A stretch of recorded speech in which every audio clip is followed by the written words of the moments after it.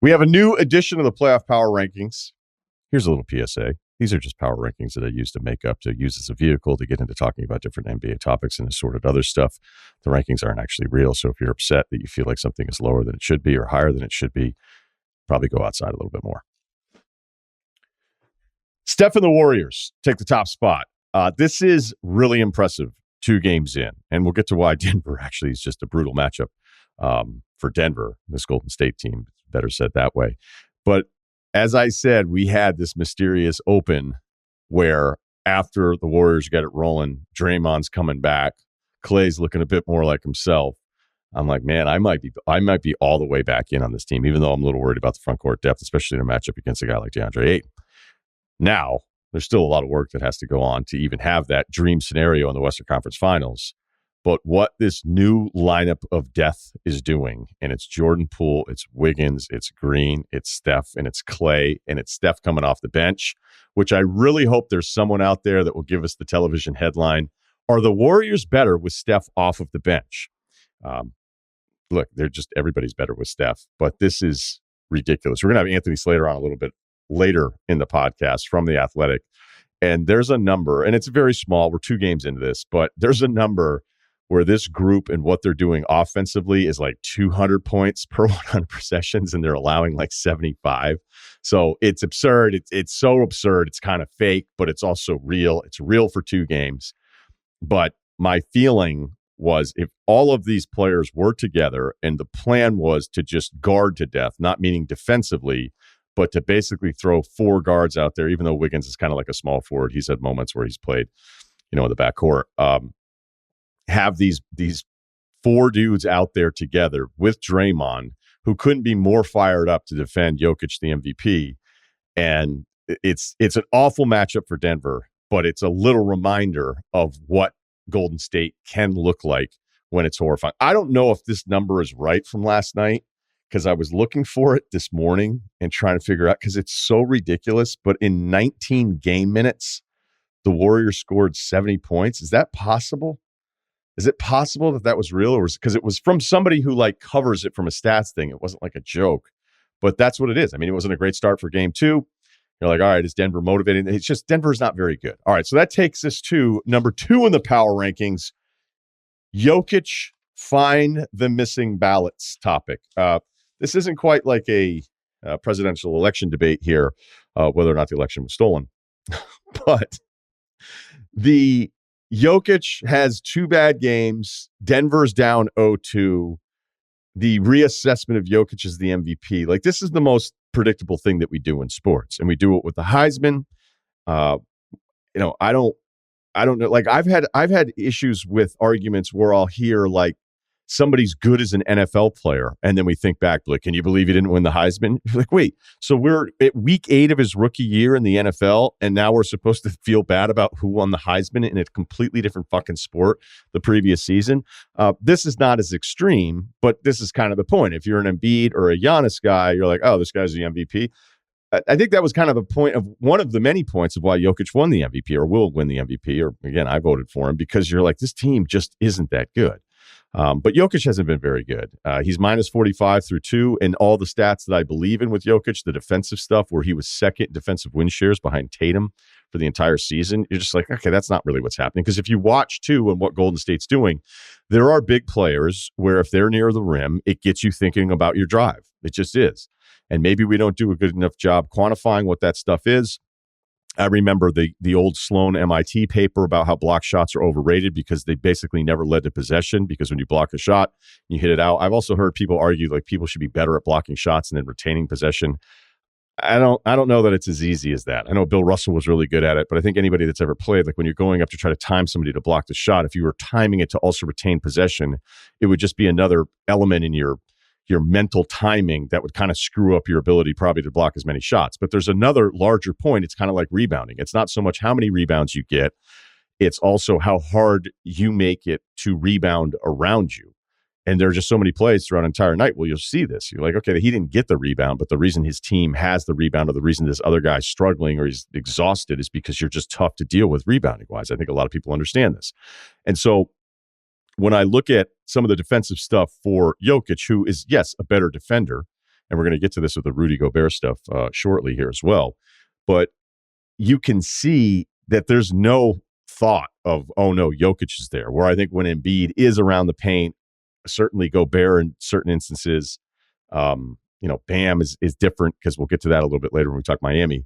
But you could just see that Golden State's like, we don't care. We're ready to go. So we're seeing a lot of predictable after the fact Jokic shouldn't be MVP stuff, and it comes from the Embiid camp.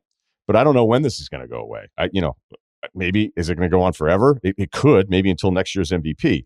But I think what's really, really frustrating about some of the arguments that are crazy is that if you look at Jokic, you say, oh, well, more made-up numbers, non-ballers. I saw Hanlon again, Embiid's trainer, saying you shouldn't have a vote unless you can make a left-handed layup and shoot a free throw. I feel good about that contest for me, personally. But the funny part about the argument is when you say Jokic is really good and all these stupid numbers that don't mean anything, and again, I've just admitted I think the defensive stuff was completely overblown. The rest of the overall stats for Jokic that he's amazing at and led the categories in, you know who's like number 2 or 3 in almost all of them? Embiid or Giannis. So you can't simultaneously shit on Jokic for having awesome numbers in these supposedly stupid numbers while your candidate is right there with everybody else. Win shares, Jokic 1, Embiid 3. Offensive win shares, Jokic 1, Embiid 4. PER, Jokic 1, Embiid 3. VORP, who everybody makes fun of because it sounds stupid, Jokic 1, Embiid 3. Defensive win shares, as I mentioned, Jokic was second, Embiid's fourth. Best plus minus through the entire season, Jokic 1, Embiid 3. That's box score plus minus, which relates also to total points added. Jokic is first, Embiid is third. So whenever you're making fun of those numbers, you're actually discrediting your own candidate if you're on social media constantly talking about Embiid. But here's a very simple part of this. Look at what Golden State's doing from three right now. You've got Poole shooting 59% from three, Steph 50%, Clay 44%, Wiggins is at 60%. That's on 28 three-point attempts through 2 games. You're not going to beat anybody when the other team shoots like that. And Denver has a ton of problems other than a frustrated, ejected Jokic in game 2. Let's get to the Rudy Gobert part of this, because coming in at number 3, I always feel like this is complicated. I felt like I've been on an island for this for a little while now, and we knew what Dallas was going to do. We mentioned it in the preview, especially not having the Doncic part of this. But they've made the adjustment. They went full Clippers small in game 2. Maxi Kleber hit 1,000,000 shots. There's also a turnover number in there that's incredibly alarming. And Donovan Mitchell, who, yes, I really like, takes it upon himself. And then the whole doesn't pass to Gobert thing, those guys don't pass to him. Gobert completely fumbled a point-blank shot at the rim at 6:30 left in the fourth quarter. He never touched the basketball again. He had a post on the left block earlier in the game where he tried to do like a baseline pivot against the defender. It went off his foot. I think people were laughing about it. And unfortunately for Rudy, you're tasked with covering the rim, protecting the rim, which is really covering for your perimeter defenders, because Mitchell was terrible on defense last night. And they just don't have, Mike Conley got toasted by Jalen Brunson. Shout out to Brunson. Shout out to Kleber for what they did offensively, coming back and winning this game. Mitchell has been inefficient. But I feel like whenever you question the Gobert defensive impact thing, there's a lot, and this almost relates to the Jokic thing a little bit, is that I like some of the numbers. I use a lot of the numbers. I'm not blind and married to all of them. You got to be a little malleable with this stuff. And I've never been more malleable about what some of the overall numbers are than I am with Rudy Gobert, because I know what his on-off thing is. I know what he means to this Utah defense, which definitely slipped this year. I think Rudy wasn't exactly to his standard. But when I see somebody become a liability in playoff games this often, I don't understand why there's an argument against it. And that's what Dallas did. And it's a hard assignment to do both things. So it's not all on him. It's not all on Gobert and the Clippers thing, but it's also something that you're going to attack. And I don't know if I'm early on this. I don't know. There's some people who are just going to say I'm completely wrong, but I've felt for years now there's never been a bigger separation between regular season and playoff basketball. And Gobert may just straight up be a victim in all of this. I take Bam defensively in a playoff series, even against a bigger player. I would take him over Gobert every single day of the week. That gets us to number 4, spite rankings. The Heat culture was terrific in game 1. If there was a team that was going to be able to get through all the Jimmy Butler nonsense that we saw, like even if it was entertaining, even it's like, hey, here we go with Jimmy Butler again, which is fair because this is a real thing.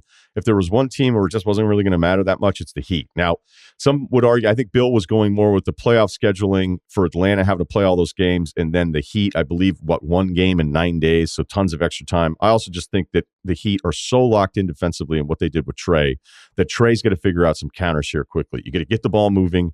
You got to move once you get rid of the basketball. I think some smart teams, and it's very simple. Hey, they're doubling our main guy, our main offensive guy who has the ball in his hands, is bringing it up. Get it out of his hands immediately, run him through a screen, come back up and catch it again. Yes, it takes off time of the shot clock, and we got to be quicker on decisions now with like 12 left on the shot clock as opposed to initiating our offense at like 18. But it does seem to work because when you go through one thing, it seems like teams don't defend the second thing as well. I think Phoenix defends the second thing well, and the Heat certainly do, but that's going to be something they're going to have to do. But it's back to the Bam part because I love Bam. Switching into Bam is not anything anybody ever wants to do. It's not like, hey, let's get a switch into Bam. But Bam was upset about not winning Defensive Player of the Year. Marcus Smart won it. Congrats to Smart. I was surprised that Smart won it with that many votes. I don't think he was the single best defensive player all season long. That's fine. I'm not going to get a huge fight about it. I think there were so many different options this season. But Bam saying the Heat didn't get it because of national TV exposure is ridiculous. There's some weird post not getting an award complaints that we've seen that are just strange overall. Like Jordan Poole not winning most improved player. I voted for him. It's okay that he didn't win it. I mean, people are acting like some of the results that come in and we're like, wait, you guys care that much about most improved player? Like what's happening? So Bam was like, we're not on TV enough. It's no, Bam, you missed 26 games, man. You missed 26 games.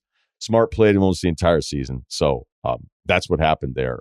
Hell, I voted Jaren Jackson, and I'm not even sure that I'm right about that either. Higher in the playoff power rankings, middle fingers. The middle fingers do not bother me. I do think it's a little weird that you have an NBA player just flicking dudes off left and right throughout a playoff game. But I don't know that we got a ton of thought on this. Like, were people really outraged? I don't know that they were. Do you want to find outrage? We can always find outrage. We can find outrage on anything. But like real people that you respect, are they going on TV saying this is the worst thing ever? I don't know. I don't watch a ton of the sports topic shows because I have work to do.